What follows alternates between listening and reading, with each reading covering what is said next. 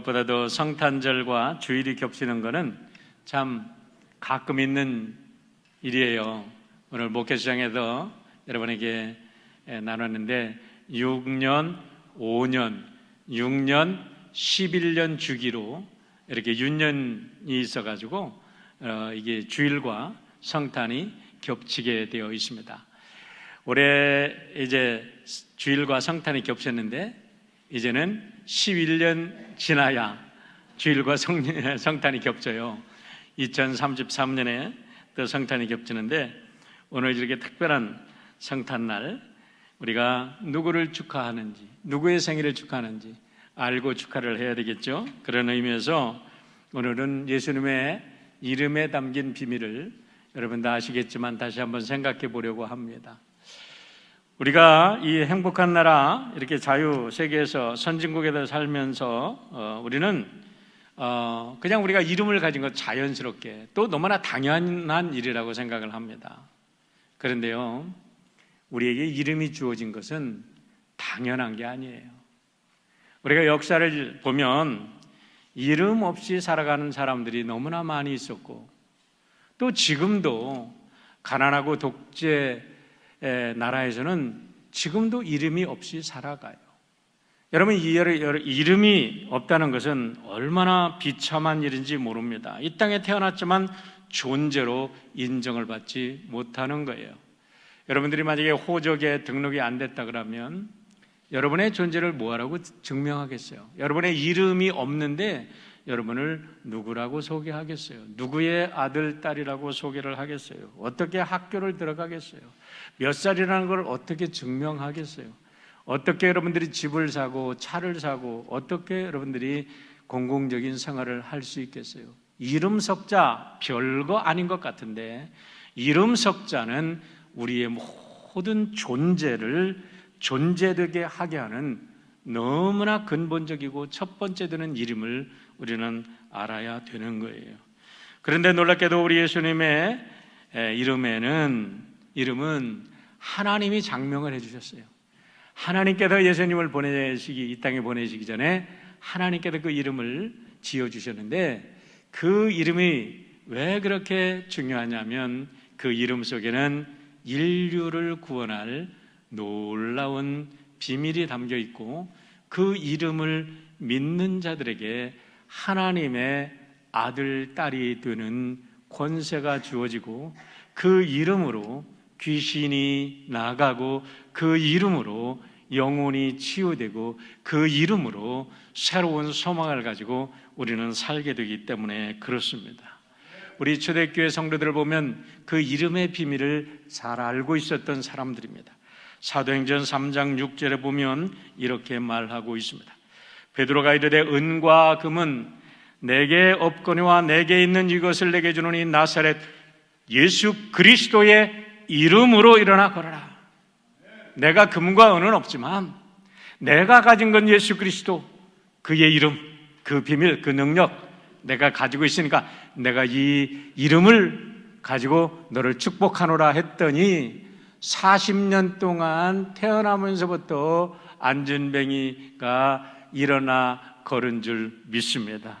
이것이 예수님의 이름 속에 있는 비밀이에요. 예수님의 이름 속에 있는 비밀을 알게 되면 누구든지 새로운 삶을 살게 됩니다. 여러분들이 잘 알고 계시는 송명희 시인은요, 태어나기 전에 의사의 실수로 뇌가 다쳐서 태어날 때 뇌성마비 환자로 태어났다고 그래요.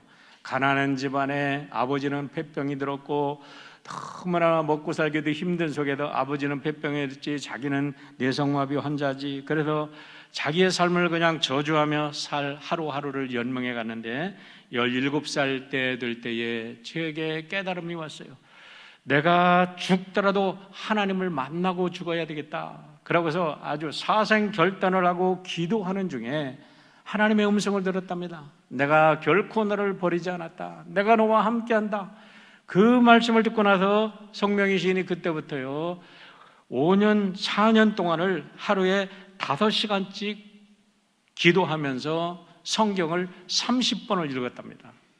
성경을 30번을 읽고 나니까 그때부터 성령의 소리를 듣고 하나님의 소리를 듣기 시작하면서 하나님께서 불러주시는 시를 받아 적기 시작한 거예요. 자기가 쓴 게 아니라 받아 적기 시작했다고 그가 고백을 합니다.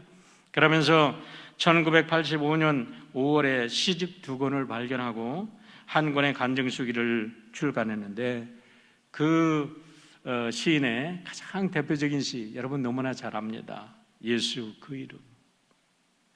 예수 그 이름 나는 말할 수 없네. 그 이름 속에 있는 비밀을, 그 이름 속에 있는 사랑을, 그 사랑을 말할 수 없어서 그 풍부함 표현 못해서 비밀이 되었네. 그 이름 비밀이 되었네. 사람들 그 이름 건축자의 버림돌처럼 버렸지만 내 마음에 새겨진 그 이름은 아름다운 보석. 내게 있는 귀한 비밀이라 내 마음에 숨겨진 기쁨. 예수. 오, 그 이름 나는 말할 수 없어서 그 이름의 비밀을, 그 이름의 사랑을. 비록 태어나면서부터 뇌성마비 환자로 평생을 고통스럽게 살아갔지만 예수 그 이름에 담긴 비밀을 깨닫는 순간 성명희 시인은 그 고통스러운 삶을 초월해서 하나님의 딸로 이 땅에 하나님의 영광을 돌리며 살아가는 그 귀한 딸로 변화된 줄 믿습니다. 서양 음악사에서 1600년부터 1750년을 바로크 음악의 시대라고 부른다고 합니다. 그런데 특별히 1708년부터 1717년까지는 바흐의 오르간 곡의 시대라고 부르는데요. 이 바흐라는 사람은 가족이 200년 동안 50명의 아주 걸출한 음악가들을 배출한 음악가 가족이라 그래요. 그런데 바로크 음악의 이 시대의 마지막 거장으로 이 바흐가 이제 등장을 해서 이 바흐의 오르간곡 시대라고 하는 이 시대에는 매달 한 곡씩 칸타타를 썼대요. 하나님의 영광을 찬양하는 교회 음악에 칸타타를 썼는데 모든 칸타타를 쓸 때마다 시작을 하면서 JJ라는 그런 두 글자를 거기다가 써놓고 그 다음에 그걸 이제 써가는 겁니다. 그리고 맨 끝에 무슨 곡이 창작이 끝났을 때는 SDG라고 쓰는데 그건 뭐냐면 Soli Deo Gloria, Soli Deo Gloria, 오직 하나님께 영광이라는 단데 여러분 JJ가 뭔지 아십니까? Jesus Juba. 영어로 읽으면 Jesus Juba겠죠? 그러나 라틴어로 읽으면 Yes you are. Yes you are. Jesus helps me. Please Jesus help me. 예수님 나를 도와주시옵소서. 그러면서 예수님의 도움으로 영감을 받아서 곡을 쓰고 마지막에 곡을 마쳤을 때는 Soli Deo Gloria, 하나님께 영광, 언제나 그렇게 마쳤다는 거예요.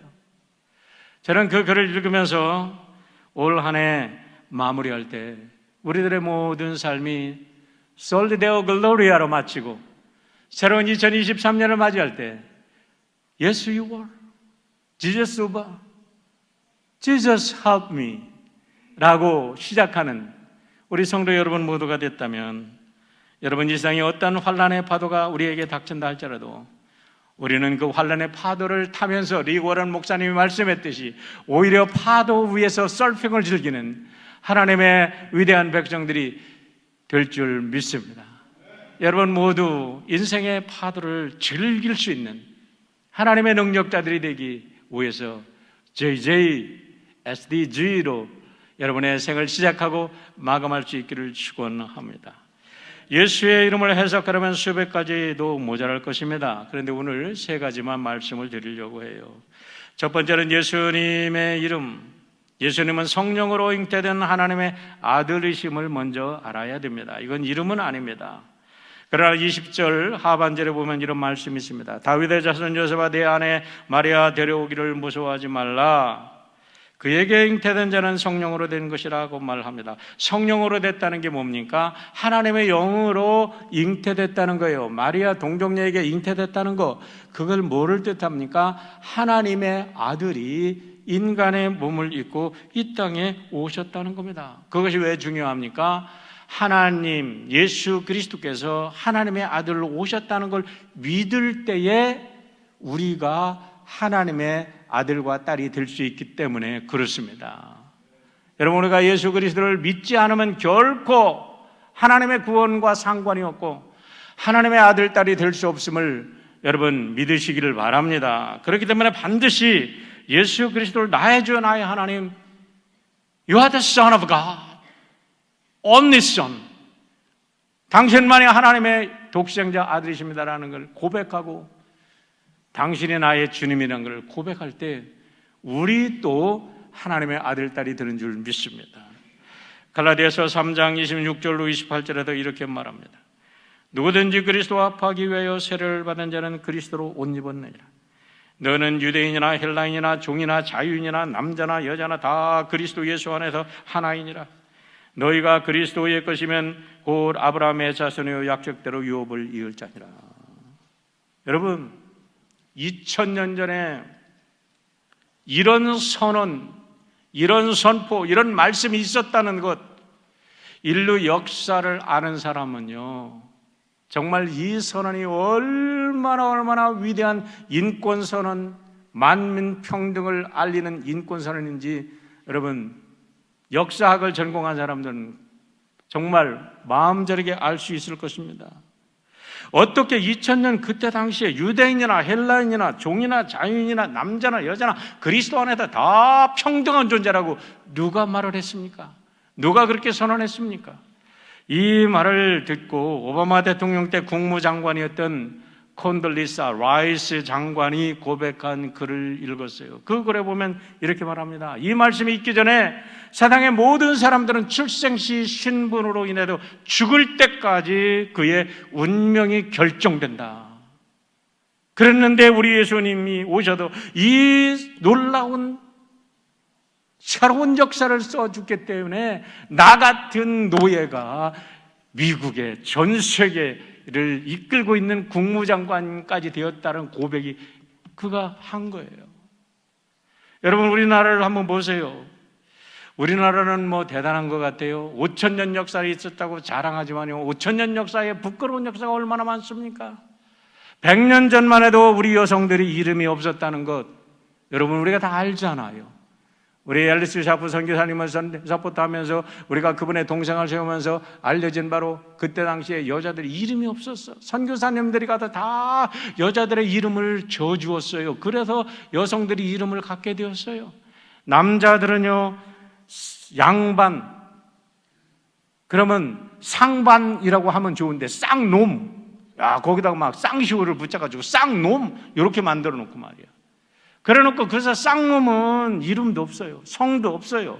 그 중에서 백정은요, 천민 중에 천민, 노비들보다도 더 하층한 인식을 가지고 있어서 노비들을 갓밭이라고 부르고 인도의 불가촉 청민처럼 여겨진 게 우리나라의 백정이라는 그룹입니다.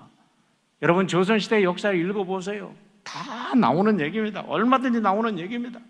그런데요, 1862년 이런 백정이 관작골, 관철동에서 한 아들을 낳습니다.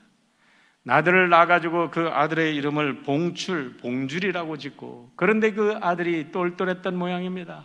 이 아이가 서양 선교사가 운영하는 예수교 학당에 다니기 시작합니다. 그 예수교 학당을 인도하던 분은 모 선교사입니다. 모 선교사께서 그 예수교 학당을 하는데 그 아이가 거기를 다니기 시작하는 거예요. 백정의 아들이, 불가촉 청민이. 그런데 아버지가 이제 콜레라에 걸려가지고 죽어가네요. 그러니까 이 봉철이가 선교사님을 찾아가도 울면서 우리 아버지가 좀 이렇게 죽어갑니다. 그런데 모 선교사님이 그 얘기를 듣고 나서요, 누구를 소개하시는 줄 아십니까? 너무나 놀라운 일이에요. 고종의 주치의로 일했던 에비슨 선교사를 소개해서 고종의 주치의가 우리나라에서는 쓰레기같이 여기는 그 백정을 가서 치유해서 낫게 만듭니다. 할렐루야, 할렐루야. 그러면서 그에게 여러분 세례를 주고 1894년에 그가 세례를 받고 성춘이라는 이룰 성자 봄춘자, 그리고 아무개라고 뭐 성도 없었는데 자기 혼자 박씨라고 생각한 모양이에요. 그때 처음으로 이름을 갖게 됩니다. 그러면서 이 사람이 예수를 믿고 예수님을 전도하고 모 선교사로부터 만민은 평등하다는 사상을 알게 되고, 그러면서 만민공동회라는 그런 공동회에서 정산풍들이 있는 곳에 최초로 저 사람이 그 연설을 하는 이런 것까지 올라오게 됩니다. 그러면서 자기를 모 선교사에게 소개해서 자기를 살려준 아들을 갖다가 세프란스 병원 의대 1회로 가게 해서 그 아이가 공부를 해서 서양 의학 우리나라 최초 1호 의사가 됩니다. 그 스토리를 재중원이라는 드라마로 해서 2010년에 드라마가 나왔던 이야기입니다. 여러분, 근데 이건 실제 이야기라는 거예요. 이게 바로 기독교 역사입니다. 예수 그리스도 이름이 들어가는 곳마다 이름도 없이 존재감도 없이 이 땅에 쓰레기처럼 살아갔던 사람들이 예수 이름 때문에 하나님의 아들, 딸들이 되고 보화가 되는 역사가 여러분 계속해서 이어지는 것이 기독교의 역사인 줄 믿습니다. 두 번째는 예수님은 우리의 죄를 구원하시는 메시아라는 사실을 이 성탄에도 우리가 깨달아야 될 것입니다. 21절 보세요. 아들을 낳으려니 이름은 예수라 하라. 이는 그가 자기 백성을 그들의 죄에서 구원할 자임이시라 라고 말합니다. 여러분, 이 귀절에서 하나님께서 하나님의 아들을 이 땅에 보내시는데 하나님께서 직접 이름을 줘서 보내셨어요. 그런데 그 이름 속에 놀랍게 예수님이 오시는 목적이 드러나 있어요. 어떤 목적이요? 죄에서 사람들을 구원하라는 겁니다. 그런데 어떤 사람들을 구원하라고요? 자기 백성을 구하라는 거예요. 이 말씀을 여러분 잘 보셔야 됩니다. 지난주에 우리가 요한복음 3장 16절을 해석을 할 때 요한복음 3장 16절은 이 세상 모든 사람들에게 열려 있지만 구원을 받을 때는 절대 폐쇄적인 말씀이라고 그랬어요. 왜냐하면 하나님이 세상을 이처럼 사랑하 독생자를 주셨으니 이는 저를 믿는 자만 구원받는다고 그랬지 믿지 않는 사람은 구원을 받을 수가 없어요. 그렇기 때문에 오직 예수 그리스도 He is the way, He is the truth, He is the life, the truth, the way가 되는 겁니다. Only one way. 이 세상 모든 사람들이 뭐라고 얘기하든지 예수 그리스도 그분만이 구세주가 되는 줄 믿습니다.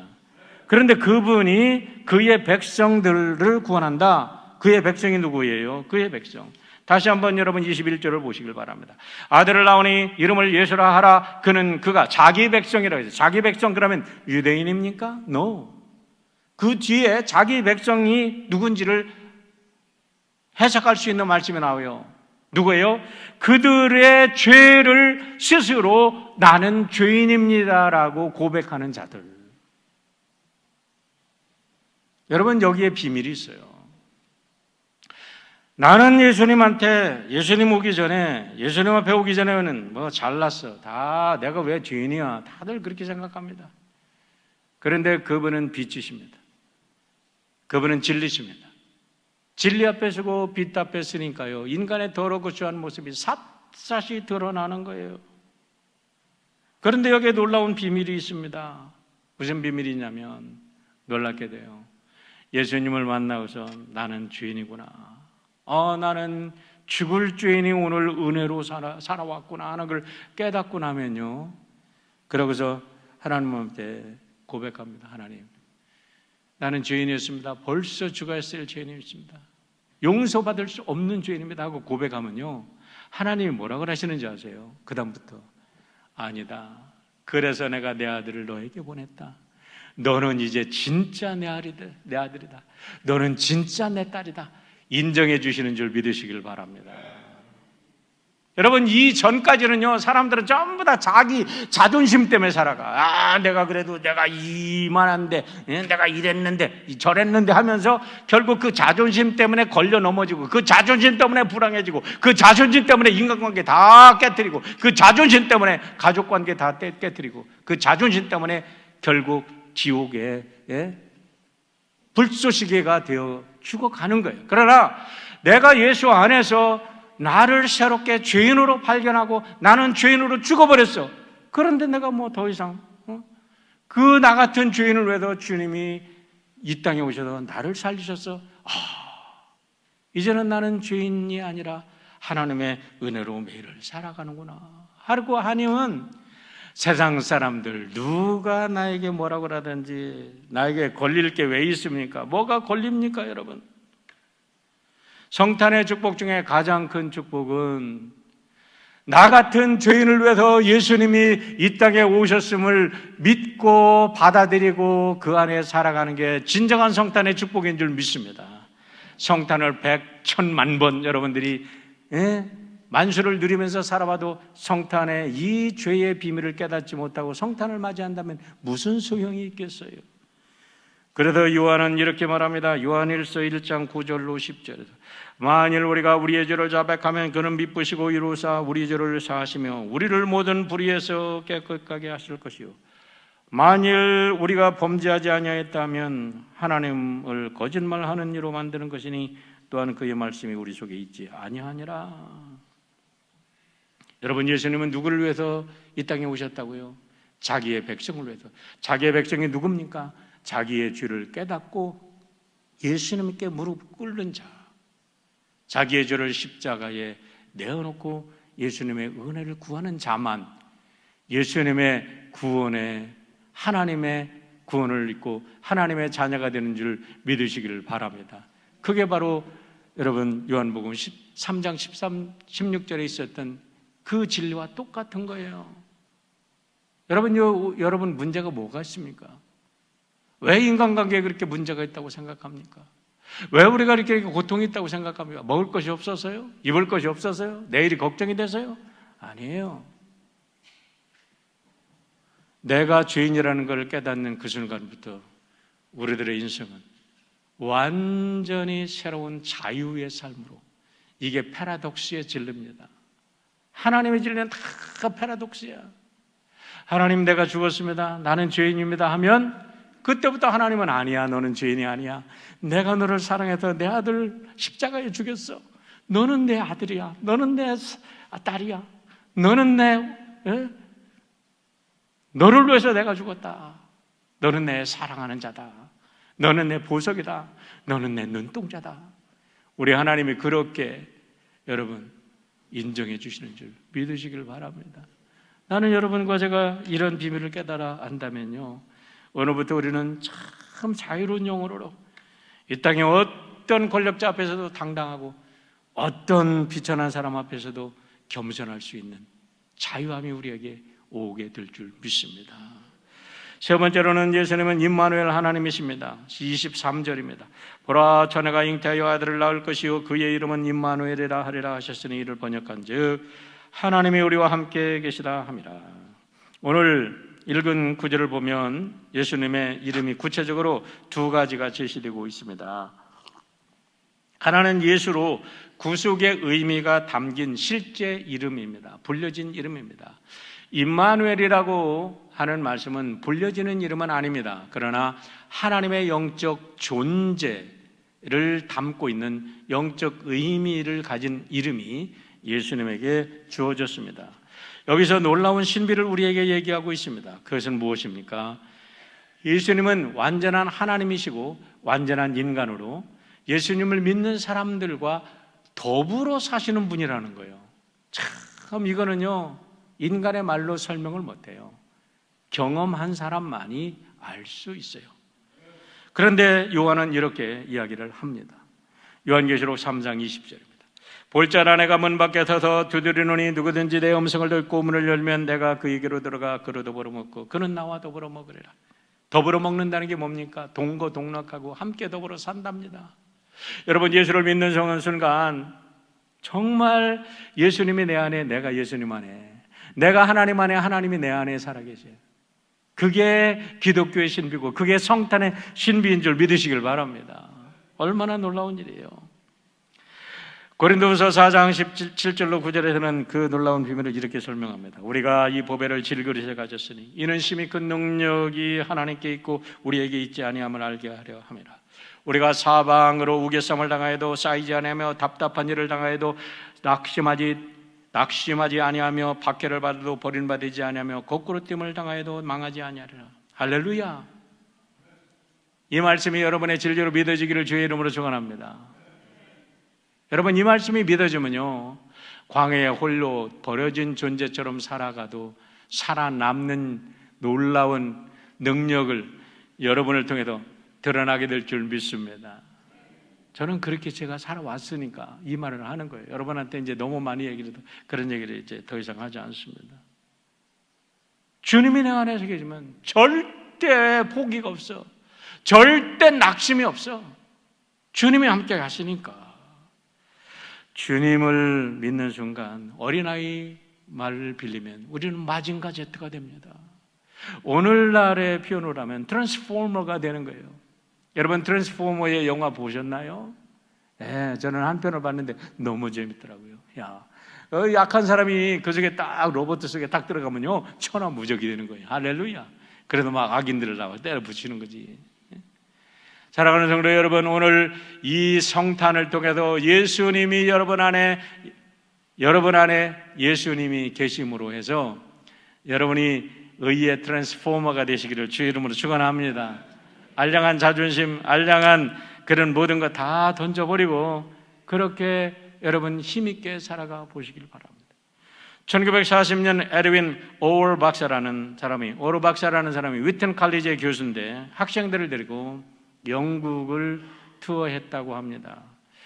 어디를 투어했냐면 영국의 웨슬리 목사님의 집이 박물관으로 되어 있는데 앱워스 박물관을 투어를 하고 웨슬리 목사님의 그 일생을 이제 거기서 듣고 나와서 이제 출발을 하려고 그러는데 한 명의 학생이 모질을 하는 거예요.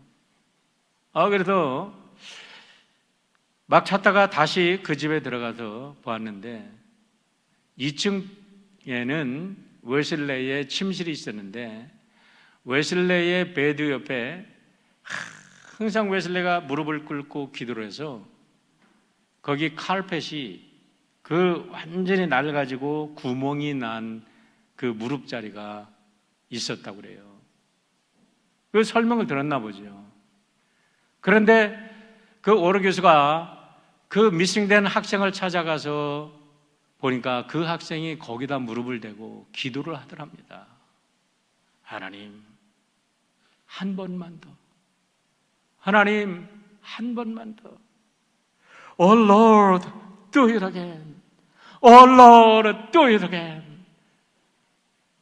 하고 간절히 기도하는 모습입니다.